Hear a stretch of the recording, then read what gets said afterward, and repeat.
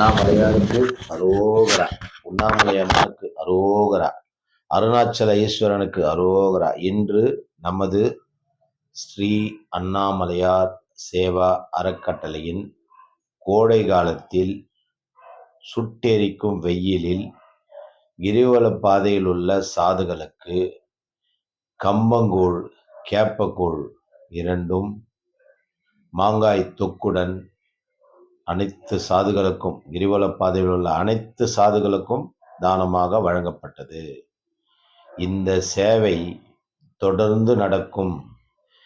வெய்ய காலம் இருக்கிற வரைக்கும் இந்த சேவை தொடர்ந்து நடக்கும். இந்த சேவை அவர்களுக்கு மிக மிக மிக பிடித்திருக்கிறது. கோடை காலத்தில் குளிர்ச்சியாக இருக்கும். வேனல் கட்டி வராது. சூட்டினால், அதிக சூட்டினால் ஏற்படும் உபாதைகள் வராது. வேனல் கட்டிகள் வராது, அம்மா வராது, மஞ்சக்காமலை வராது. உடல் உபாதைகள் அனைத்தும் குறைக்கும் ஒரு அற்புதமான ஜீவசக்தி நிரம்பிய கேப்பைக்கூழ், நமது பாரம்பரியம் மிக்க கேப்பைக்கூழ்.